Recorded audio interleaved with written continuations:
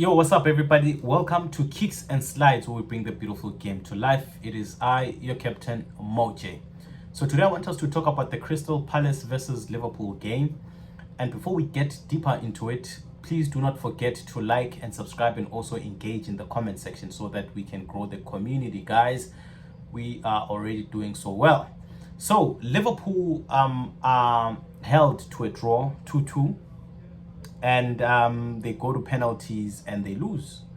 But before all that, there was a first half where I thought we were magnificent. I thought we were unplayable. I thought this is it. We are a cheat code. That's what I felt like in that first half. There was Verts, the way he was playing, the forward passes. Finally, we have, someone who likes forward passes. He gave us so many forward passes. And the guy is kind of slow. And I was watching yesterday, man. It looked like time waited for him. He has the ball for far too long, for more than 4 seconds, and they're not going at him. You know what I mean? And he just made time look so still, and I like that. And for a chance now, we have a midfield that knows how to create. And we don't expect a right back or any other position to bring in the goals. I think with that guy, we're going to do so well, guys. And of course, he shows us the glimpses of what he's about with the assist to Ekitike. Ekitike was too good. Ekitike was too good, and he is confident too, and that's what we want. We want a confident player. You see him score, from nowhere. He just finds, in a tight space, he just finds a chance, or he see an opening and he shoots it there, and in it goes. In it goes. So I hope he manages to do that as frequently as possible. But and also, just before I say this, right, at one point I got overly excited and I started asking myself, why do we need Isaac? We already have this guy. But then, of course, come end of the match, I realized the amount of chances that he had, and in those chances he only managed to score one. And what about the other two chances? What about the other three? Had he been able to score those chances, I think we would have won. But after the end of the game, that's when I realized how much we need a player like Isaac. We know with such chances, he doesn't play around with them. He's definitely going to bury them, and we need him. We need him for that. And I believe that Gakpo too was just not in the game. Gakpo was just not in the game yesterday, just like Salah too. And maybe, they're still not in the right space. Maybe come Friday they'll be okay, and I would like to believe Anislot will also address that, and from there we'll be okay. And now we also have Salah haters. There are people that are calling for Salah, saying that he's finished. They're saying he's finished, and I don't think he's finished. He just had a bad game, and it's amazing how much Salah has given to the game. It's amazing how much he's given to the game. He is used to playing week in and week out, playing good football, right? Week in and week out, and just one poor game, already people write him off, and they never learn, which is okay though, because I just feel like we put so much pressure on Liverpool to deliver, especially this coming season. A lot of people believe that they're going to retain the Premier League, and I feel like that puts so much pressure on us. I feel like that puts so much pressure on us, and that's why we might make mistakes. Yes, we lost yesterday, which a lot of people are very happy about, seemingly. And I also feel like it's good. I know it's a community shield, right? Once you win it, you're happy. But if you don't win it, it's like, whatever. It's not that important anyway. But we've assembled a very good squad, which I believe we're still short of at least 2 players now. Maybe a defender. We definitely need a defender. I don't know about Gay anymore, since it looks like he is injured. So I don't know if they'll still go for him or they'll look elsewhere. But we definitely need centre back. We definitely need a centre back, and also we need a striker. And in particular, we need Isaac. That's the sort of player that we need in this case, But then maybe Ekitike can be able to change with Gakpo, And I think we saw how we're going to play come, next season. I don't think Ani is going to play Ngomoha like that. In preseason he played him, but yesterday he could have played him, but he didn't. So I don't think he trusts him enough to put him in such games. So definitely, if we get Isaac, that don't mean that Ekitike will then now interchange it with Gakpo, because I think Gakpo definitely needs someone he can compete with alone, when he knows that it's given he's going to play in that position, he tends to be inconsistent. He tends to give us those inconsistent games, just like he did yesterday. So, but if he has someone he competes with, someone who's that good, he also draws motivation from that. So, but what I wanted to say is that yesterday we lost, and maybe sometimes we deserve to lose. As good as we are, we deserve to lose, and also it's good for us. Yes, we have assembled a good squad, and in that squad they might be overly confident. They're thinking, you know what, we are good, we can go on and to do it. But the truth of the matter is that sometimes you need to work hard. Sometimes, as much talented as you are, you need to put in the work. We saw it with Argentina, with the World Cup when they lost against Saudi Arabia.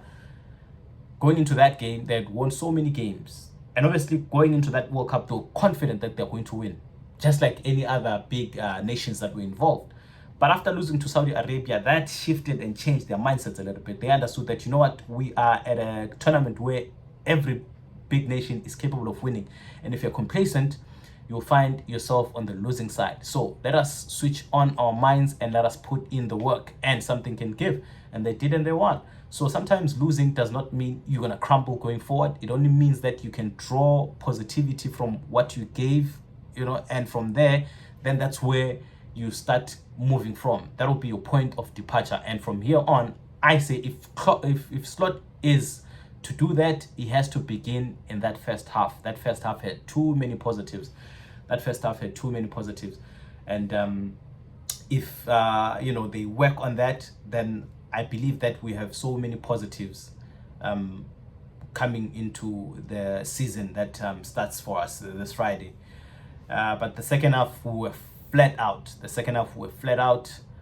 I just didn't understand what was going on. We just gave Palace so much space. We gave them so much ball and chances. It was like we were playing against Man City. It was like we're playing against a team that is as big as us, which I didn't like. And it is what it is. And you saw how the fans grew in confidence, and they just kept on supporting their boys. It was amazing from their fans. Although I must say that I was also a little bit disappointed in what they did on the 20th minute when we were paying respect to Diogo Jota.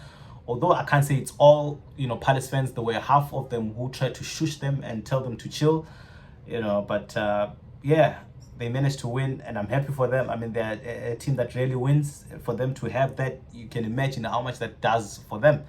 And looking at how they play, I definitely think there's a lot of us to expect from them coming into the season. They're capable of being in the top 10. They're definitely capable of reaching that 40 point tally. They're definitely, and even though they're going to be in Europe too, I'm not sure at this point if they'll be in the Conference League or the Europa League.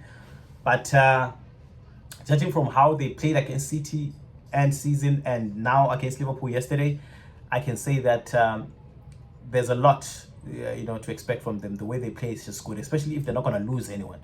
Obviously, there were rumors that Eze might go to Arsenal. There's also, we might take Gay, but if they don't lose any of the players, I think there's a lot to expect from Palace. They played a very good game, and I couldn't be happy for them. And for us too, I'm not going to cry a lot because it was just, a lousy competition, or a lousy cup. One which I would have also been happy had we won, but losing on penalties also is not that bad. And also, I wasn't really positive going into those penalties. We all know Alisson Becker is a good keeper, but he's not really when it comes to penalties. He's not that good when it comes to penalties. So I just knew from there. Now, it made it even worse when Salah missed that penalty, because he scores 90% of the penalties that he takes. Now, a player like that, when he misses, he has to lead by example. You know what I mean? But when he misses, you can understand what he does to the players. That's why we saw, the likes of McAllister miss. That's why we saw Harvey also miss. Although I don't put their misses on Salah, I'm just saying that had he scored, maybe there was going to be a better reaction. But it is what it is. We lost. And the nice thing about it, though, is that all the teams that are seemingly going to compete for the league played, this past weekend. We saw Man City 2 winning 3-0. We saw Arsenal also So we saw Chelsea as well. There was also United that drew. So yeah, teams. I think they're there now. They've prepared enough. They're there now. Now what's left is obviously to watch Spurs against PSG this Wednesday, and from there the league starts with Liverpool. So we'll see just how it goes, and there's just a lot to come. There's just a lot to come. Liverpool are going to be a nightmare if we get the two players that I think we need. If we get those players, I think Liverpool are just gonna be, they're just gonna be unplayable, just like how they did in the first half. I don't know. Also, if we use so much energy in the first half, that in the second half, so it's like teams now what they do is they have to make sure they hold it in. Whatever storm that we bring at them, they just have to hold it in, knowing fully that in the second half, obviously, we would have dipped a little, come fatigue, then they take advantage of it, because that's how it looked like. Because if you saw us in the first half, man, we just kept on running. There was Frimpong also with his goal, an amazing goal. I'm not even sure if he intended to do that or if he was trying to cross it, but it just went in. And with a keeper like Dean Henderson, man, you don't expect him to concede goals like that, but it is what it is. Sometimes it happens. Sometimes it is what it is. But also I saw how important preparing is, because most of the balls he kept out from getting in on the penalties, he had them there on the bottle. So they actually prepared even on penalties. And with how we played, I don't think we even prepared for any of that. Maybe we thought we'll just get in and win and go home. So we're too overly confident, which is something that shouldn't be a thing. Because if you're overly confident, that bubble tends to burst, and it did, which is good, because now we are back to square one. You need to earn confidence. You don't just show up confident. Whatever we did last season ended last season. We begin anew, we start anew, and whatever happens, we build confidence from the very same ground that every team that starts off with us builds from too. But an outstanding game, and I still believe that Slot is the man for us. Man. He won the league for us last season. I know people are saying that he won because that wasn't his squad and whatever, but we're talking about Slot. We know how good he can be. And the truth is that in today's time, right, the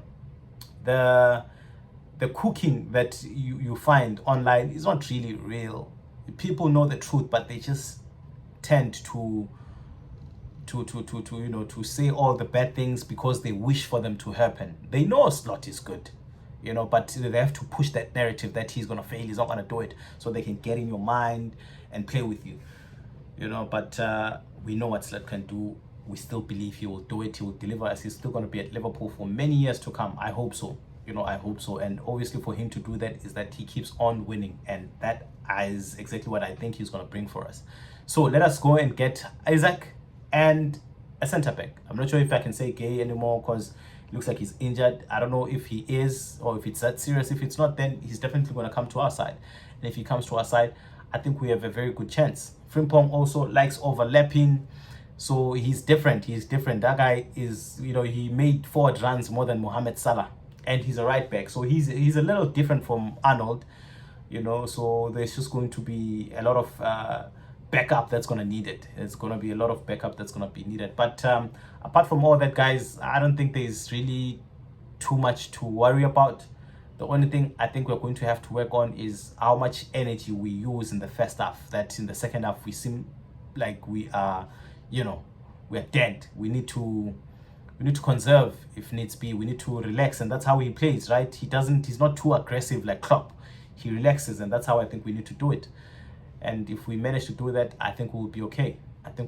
So thank you guys for watching until thus far.